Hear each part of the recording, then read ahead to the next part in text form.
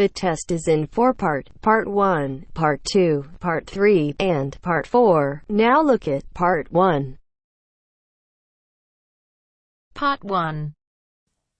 You will hear Kevin Brown asking for information about renting an apartment through an agency. First, you have some time to look at questions 1 to 5.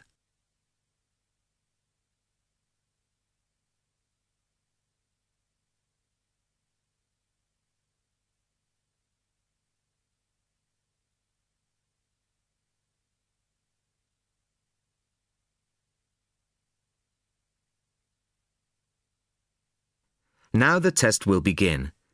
You should answer the questions as you listen, as you will not hear the recording a second time. Listen carefully to the first part of the conversation and answer questions 1 to 5. Good afternoon. How can I help you? Hello, my name's Kevin Brown. I saw your advertisement in today's local paper, apartments to let in all areas of the city. Yes, Mr. Brown. We currently have several properties available. What part of the city were you thinking of? Well, city centre ideally. OK. And what price range are you interested in? I don't really know. What have you got? Well, prices start at £400 a month, going up to £1,000 a month. OK. And what's the difference? What does the price depend on? Well, the number of bedrooms mainly. Uh-huh. The cheaper apartments have 1 bedroom, while the most expensive have 3 or 4 bedrooms. OK. 2 bedrooms would be nice. So I'll say 2 bedrooms up to £600 a month. Mm-hmm. Do you have anything like that? Right, sir. We have... just give me a moment, please. Mm-hmm. We have 2 properties that might interest you. One is in North Street. It's a very nice apartment, but it's £750 a month. But that includes a private parking space. £750. That's a bit higher than I'd like to go, really. Do you have anything less expensive? Yes. We have another one at £625 a month. £625? Mm-hmm. All right, that sounds interesting. Where is it? It's in Cornell Road, at number 12B. I don't know that. How do you spell it? It's Cornell. It's near the park. I've never heard of it, but I'm sure I'll be able to find it on a map. Before you hear the rest of the conversation, you have some time to look at questions 6 to 10.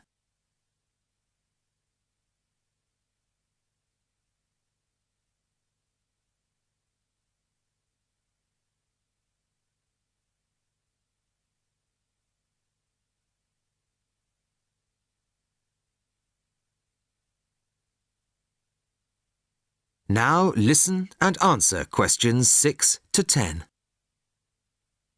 So, would you like to see the apartment, sir? Yes, I would. I'd like to rent somewhere fairly soon. Would tomorrow be possible? Sorry, I'm afraid nobody is available all day tomorrow. It's quite a busy time of year for us. I see. But if you're free later today, you could see it at 5:15. Sure, no problem. I could manage that. OK. So that'll be 5:15 with my colleague Jason. He'll meet you at the apartment. That's fine. And one more thing. What do I need to provide to rent an apartment with you? What documents, that kind of thing? Yes, of course. Do you have a job? Yes, I work in a travel agency. Well, a reference letter from your employer, saying you work for them, and a deposit, which is 1 month's rent plus a fee of £60. What's that for? It's an administration fee to cover the cost of preparing the contract. OK. And one last thing. When would this apartment be available? It's empty now, so you could move in as soon as the contract was signed. That's great. Thanks very much indeed. Bye. Goodbye, Mr. Brown.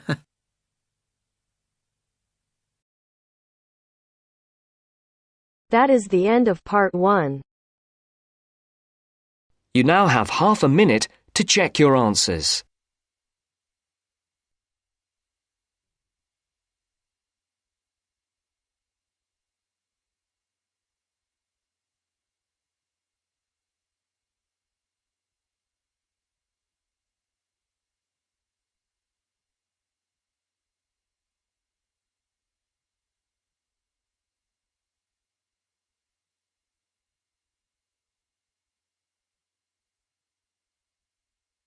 Now turns to Part 2. Part 2. You will hear a conversation between a senior librarian and a woman interested in working at the library. First, you have some time to look at questions 11 to 17.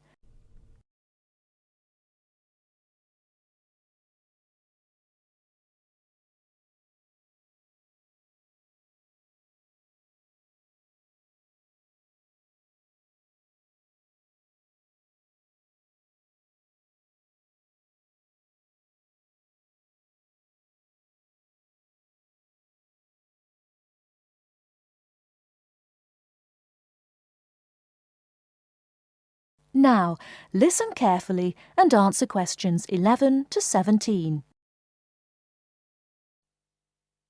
I'm interested in doing some work for the library. Are you the person to speak to? Yes. Right. Well, what sort of work are you interested in? Well, I've just come to live here in Australia. I don't want a full-time job until my children have settled down, but I really need to get out of the house a bit. And I heard you need voluntary workers for various projects. Right. But I don't know if I have the right skills. Well, we do provide training. Oh! We always include an orientation to the library, together with emergency procedures. That's fire regulations, emergency exits, first aid so you can cope with accidents or sudden illness. Things like that which are necessary for anyone who's working with the public. Then we give specialist training for particular projects, like using our database system. I do have quite good computer skills, in fact. Oh, great. Is there any sort of dress requirement? Well, all staff have to wear a name badge, so they can be identified if they go outside the staff-only areas. But apart from that, there aren't many regulations. We ask you to sign in and sign out for insurance purposes, but that's all. How about transport? Do you live locally? Well, not too far away. I'm at Porpoise Beach. My husband needs a car during the day, but it's only about 20 minutes on the bus. In fact, we can reimburse part of your travel expenses in that case. Oh! Would that be the same if I came by car? No, because parking is such a problem here. One thing we are looking for, though, is someone who can drive a minibus. No problem. So, do the projects involve going outside the library? Some, yes, but not all. We've just finished one which involved working with photographs taken of the area 50 or 100 years ago. It basically involved what we call encapsulation. Putting them in some sort of covers to keep them safe? Exactly. It's time-consuming work, and we were very grateful to have help with it. Then, sometime next year, we're hoping to begin working on an initiative involving the sorting and labelling of objects relating to local history. We'll be needing help with the cataloguing. Well, I'd definitely be interested. How about at present? Well, we have a small team who work to support those who are unable to read. Working with the blind? Yes, or other groups who have reading difficulties. We provide volunteers with equipment so that they can take books home with them and read them aloud onto CDs. We're gradually building up a collection that can be lent to those who need them. I can see it would be useful, but I'd really like to do some sort of work where I can get the chance to meet people. How about reading stories to children? That's done by our regular staff. But we do have another project.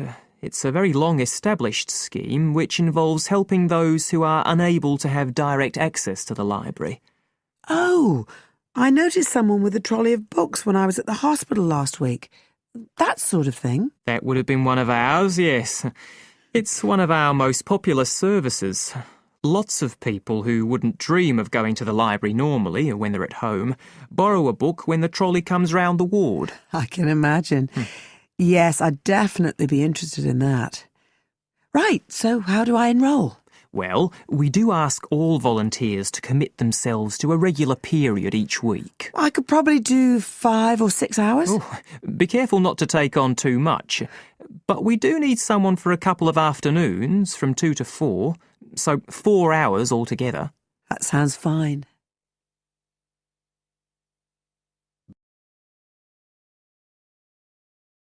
Before you hear the rest of the talk, you have some time to look at questions 18 to 20.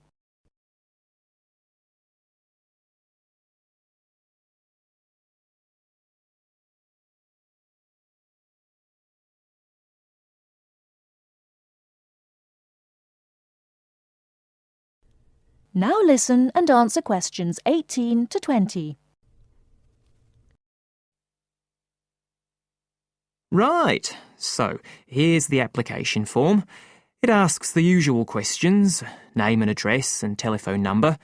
You also need to fill in details of who we should get in touch with in case of any accident or problem like that. We do need to have that filled in. And there's a space for date of birth, but that's only if you're over 75, so we won't worry about that. No. Oh, it asks for qualifications. Do I need to provide certificates? They're not necessary. We'll need the names of 2 referees, not relatives or family members, obviously. What else? Signature of parent or guardian. That won't be necessary, as I assume you're over 18. Yes. What's this? It says civil conviction check. That's a document we have to provide by law for those working on projects involving children, so we won't need it in your case. But you will need to sign this separate document. That's a copy of commitment. It's basically an agreement to work according to the library guidelines. So, if you'd like to fill this all in, you can do it here or take it home, whichever you prefer. I'll take it home if that's okay. Right, well, thank you for your time. That is the end of part 2. You now have half a minute to check your answers.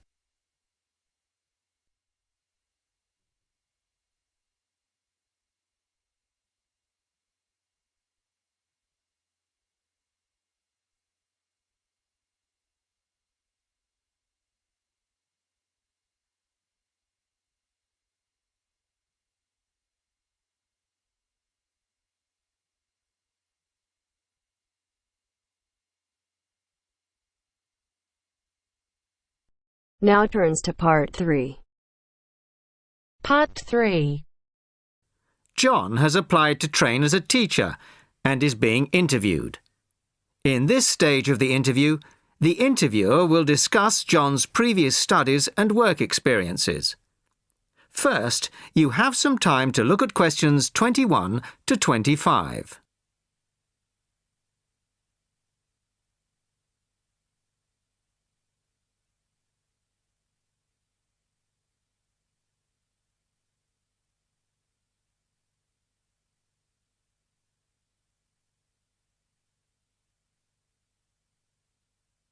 Listen carefully to the first part of the conversation and answer questions 21 to 25.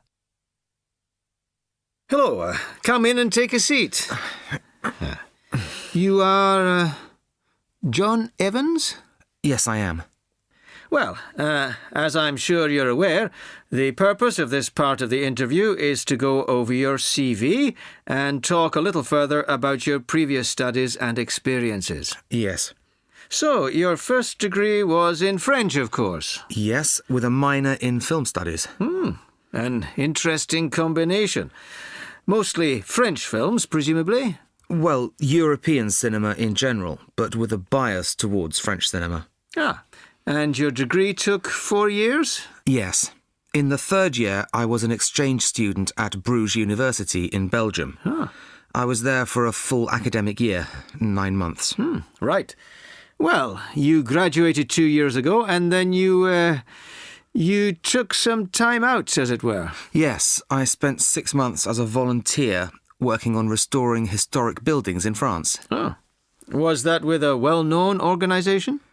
They're called Restoration Vacations here, but they operate under different names in several countries. I think they're quite well known. So, it was a 6-month vacation, really? No, I went for a week, but really liked it, and I got asked to stay on as a translator. Because I could speak French quite well, it was my job to liaise between the owners of the buildings and the English-speaking volunteers. That must have been a very enjoyable experience. Before you hear the rest of the conversation, you have some time to look at questions 26 to 30.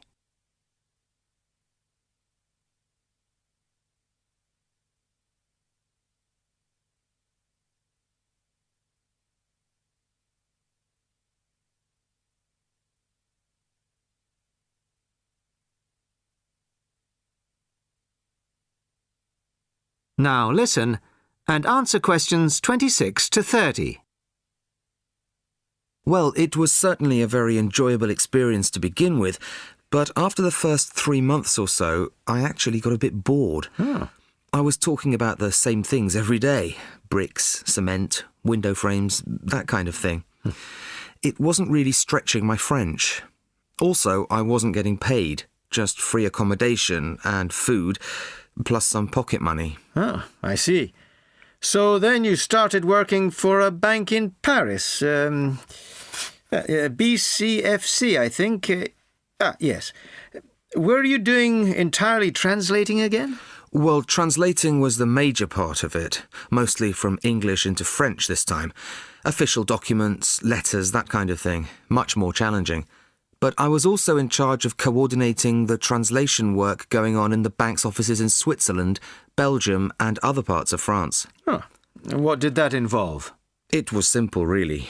I just had to keep track of what had been translated in each office, to save wasting time having the same document translated twice in different offices.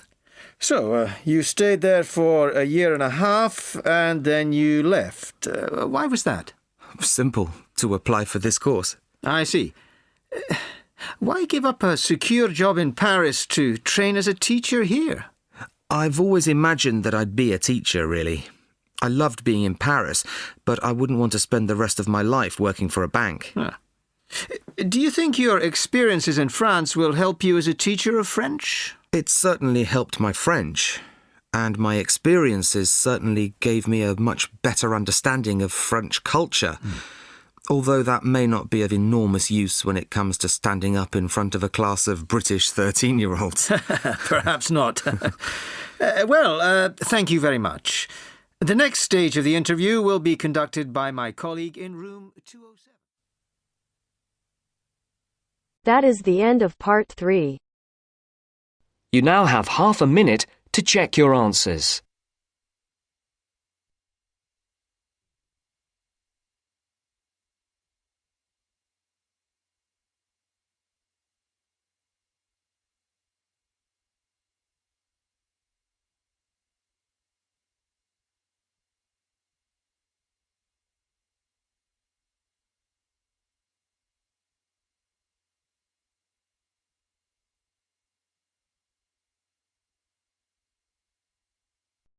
Now turns to part 4. Part 4. You'll hear a talk on the subject of the urban landscape. First, you have some time to look at questions 31 to 40.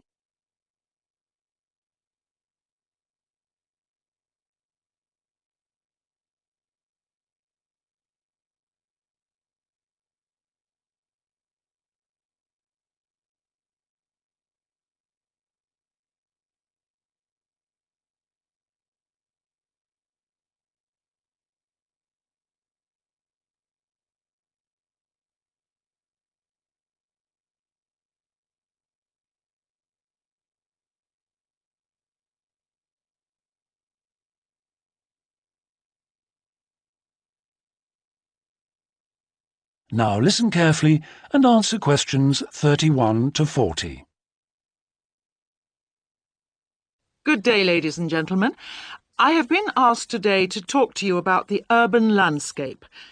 There are two major areas that I will focus on in my talk: how vegetation can have a significant effect on urban climate, and how we can better plan our cities using trees to provide a more comfortable environment for us to live in. Trees can have a significant impact on our cities. They can make a city as a whole a bit less windy, or a bit more windy if that's what you want.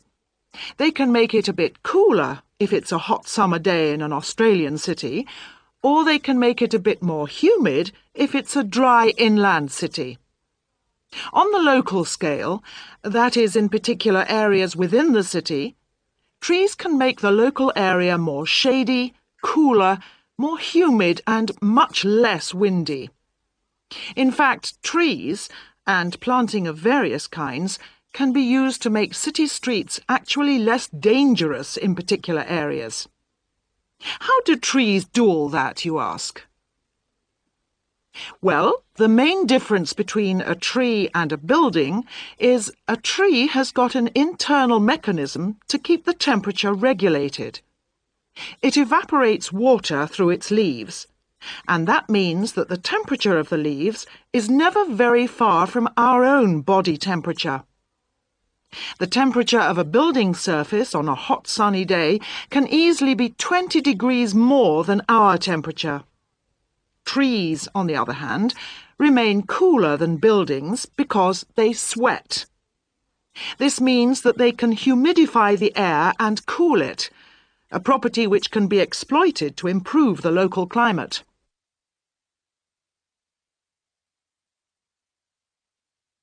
Trees can also help break the force of winds. The reason that high buildings make it windier at ground level is that as the wind goes higher and higher, it goes faster and faster. When the wind hits the building, it has to go somewhere. Some of it goes over the top, and some goes around the sides of the building, forcing those high-level winds down to ground level. That doesn't happen when you have trees. Trees filter the wind and considerably reduce it, preventing those very large, strong gusts that you so often find around tall buildings. Another problem in built-up areas is that traffic noise is intensified by tall buildings. By planting a belt of trees at the side of the road, you can make things a little quieter, but much of the vehicle noise still goes through the trees. Trees can also help reduce the amount of noise in the surroundings, although the effect is not as large as people like to think. Low-frequency noise in particular just goes through the trees as though they aren't there. Although trees can significantly improve the local climate, they do, however, take up a lot of space. There are root systems to consider, and branches blocking windows and so on. It may therefore be difficult to fit trees into the local landscape. There is not a great deal you can do if you have what we call a street canyon, a whole set of high-rises enclosed in a narrow street. Trees need water to grow. They also need some sunlight to grow, and you need room to put them. If you have the chance of knocking buildings down and replacing them, then suddenly you can start looking at different ways to design the streets and to introduce tree planting. That is the end of part 4.